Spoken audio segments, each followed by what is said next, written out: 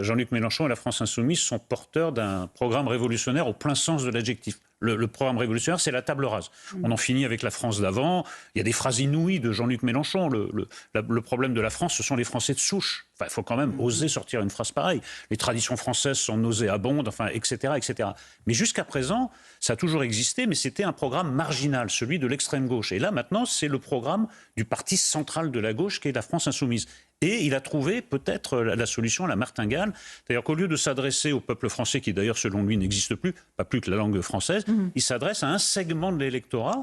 Et s'il fait le plein de ce segment, le second tour n'est pas du tout inenvisageable. Ça peut être une stratégie payante. Moi, j'ai quand même vu, au moment des européennes, quand Rima Hassan a fait irruption, eh bien, il y a eu tout de suite une montée des intentions de vote. Il parle à un certain public, pour dire les choses plus clairement, aux banlieues islamisées, et ça peut payer. Alors, pas jusqu'au pouvoir, mais au fond, est-ce qu'il veut vraiment le pouvoir? Il veut être au second tour, créer le chaos, et ensuite, si par exemple c'est quelqu'un du RN qui arrive au pouvoir, nous jouer pendant 5 ans ce que Jospin appelait le théâtre, le petit théâtre antifasciste. Le fascisme est passé, mais voilà. Bon, donc en fait, c'est un programme de chaos. En effet, je trouve ça explosif parce que pour la première fois, on a un parti majeur et même central à gauche qui a pour programme d'en finir avec la République, la France et notre civilisation, pour la première fois. Avant, c'était des oiseaux dans leur coin qui disaient ça. Moi, franchement, je suis inquiet.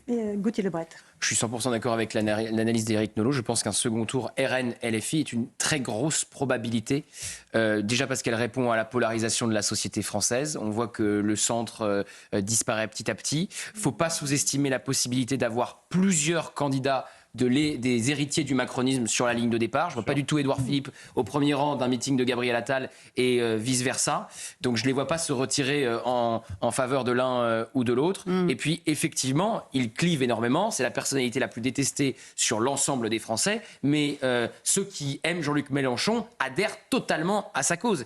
Et il est évidemment très malin, très intelligent. Il n'y a qu'à voir sa vidéo la semaine dernière, au moment des propos du chef d'état-major des armées, qui dit qu'il faut être prêt à sacrifier nos enfants. Il fait une vidéo où il est d'un calme olympien. Il fait le petit père de la nation. Moi, je suis responsable, moi, je suis calme, je ne raconte pas n'importe quoi et je ne sacrifierai pas les enfants de France.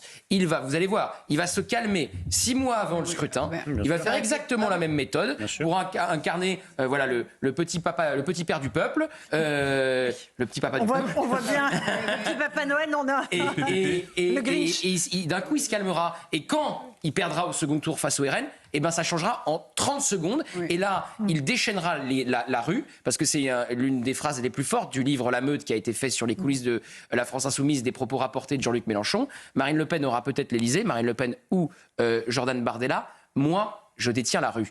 Et récemment, une chaîne info a voulu organiser un débat Bardella-Mélenchon. Mélenchon a refusé en disant: pas maintenant, ça sera le débat du second tour. Donc il rêve de son second tour face au RN. Et d'ailleurs, le RN rêve d'un second tour face à LFI parce qu'ils sont sûrs de l'emporter. Et donc peut-être qu'effectivement ça arrive. Mais d'autant qu'il peut se calmer, mais sa nature profonde, nous la connaissons. La République, c'est moi. Enfin, il éructait.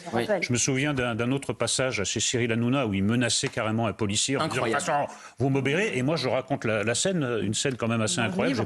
J'ai pas de raison de la cacher. En plus, je pense qu'il y a des images.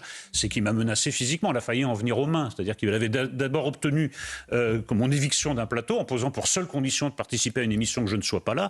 Madame Garrido, curieusement, elle était autorisée sur le plateau. Elle allait comprendre pourquoi. Et entre les deux émissions, le ton est monté. Il a failli s'en prendre à moi physiquement. Donc c'est quelqu'un qui perd assez facilement ses nerfs.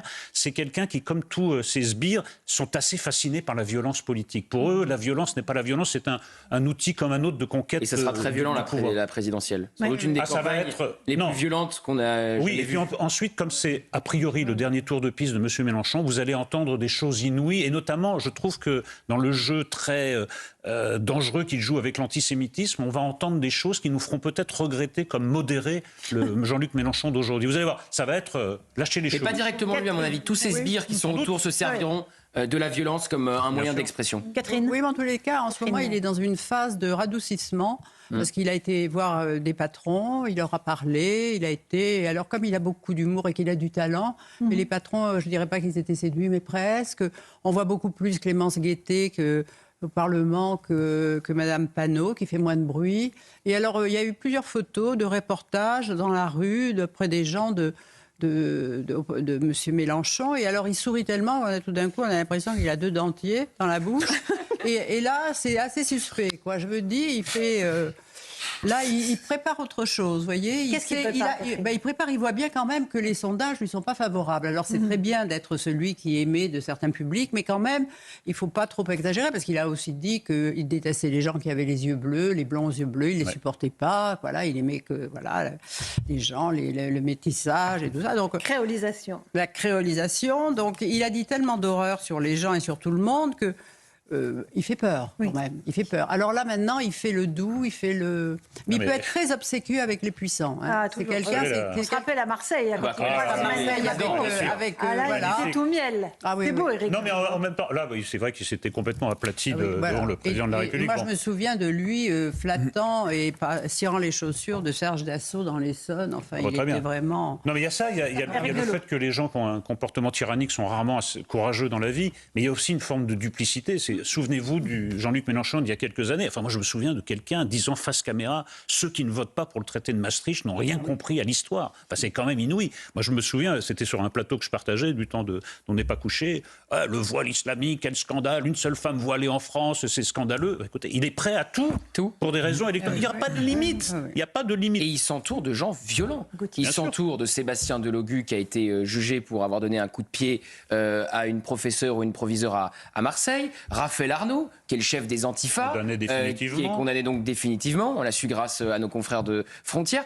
Thomas Porte, c'est l'homme qui met son pied sur un ballon à l'effigie d'Olivier Dussopt. Voilà, il vient de faire un tweet ultra violent sur votre serviteur. Donc c'est en permanence, il y a une violence autour de lui et surtout il y a une forme d'impunité. Mais vous imaginez un autre groupe politique accepter des profils comme cela, ce qu'on pourrait entendre, accepter qu'un homme soit condamné définitivement et qu'on en fasse un député. Donc ils ont fait de Raphaël Arnaud un député. Quand votre idole est Robespierre. Vous qui observez ça, la vie politique française. Un très grand politique, Mélenchon, effectivement, Jean-Luc Mélenchon. Et il a probablement une armature idéologique assez faible. En fait, il veut le pouvoir depuis son éviction du Parti socialiste et depuis qu'il a constaté qu'il n'arriverait pas à faire la carrière qu'il estimait devoir faire au Parti socialiste. Et donc, il est effectivement très roué, très habile dans sa façon de s'assurer un électorat, de s'assurer peut-être même une rue, parce que la rue, aujourd'hui, qui la tient, c'est quand même les territoires justement qui sont plus maîtrisés par la République. Là, il y a encore une petite inconnue, parce que je ne sais pas en quoi les chefs mafieux auraient intérêt justement à suivre Jean-Luc Mélenchon, parce que ce n'est pas bon pour le business. Mais c'est vrai que qui tient la rue aujourd'hui, il faut savoir tenir la rue, et lui, il a tout ça, il essaye de jouer sur tout ça. À tel point qu'il est devenu un modèle pour les gauches dans toute l'Europe, à commencer par la Suisse.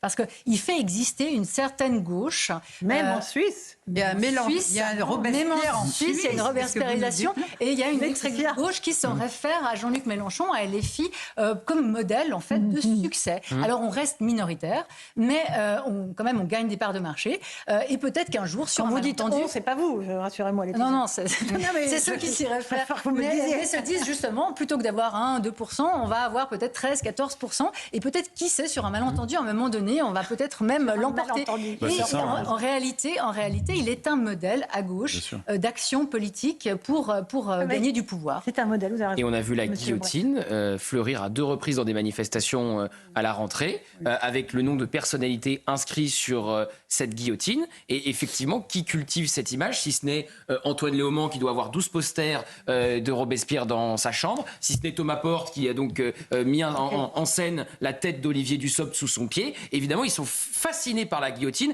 Et d'ailleurs, quand ils font des commissions d'enquête, ils vous reçoivent comme Saint-Just, Aurélien Saint-Toul, commissaire politique. Effectivement, ça les fascine. Ils sont biberonnés à la terreur. Quand vous réclamez de Robespierre, et comme là, ils ont été exclus depuis, mais Mme Garrido et M. Corbière, vous vantez d'avoir un portrait de Lénine dans votre salon, écoutez, voilà, il y a une certaine logique. C'est que vous n'êtes pas vraiment un grand démocrate, que vous pensez que si on peut arriver au pouvoir par la démocratie, c'est bien, mais si c'est par d'autres moyens, c'est bien aussi. Voilà. Non, mais ils ont quand même, le LFI a inventé une autre forme de parlementarisme, parce que déjà, quand Emmanuel Macron a été élu, ils étaient 17 seulement, mais ils faisaient du bruit comme 100. Et là, maintenant qu'ils sont 70, mais là, toute cette aile gauche de l'hémicycle, tous ceux d'ailleurs qui sont dans l'hémicycle disent que c'est un bruit et qui sont vannés de fatigue à cause du bruit, c'est assourdissant, mais on se croirait, je cite, on se croirait dans une forêt amazonienne avec des chiens hurleurs, des singes hurleurs. C'est un bruit effrayant. Non mais un député communiste qui a été battu a dit j'ai été content de ne plus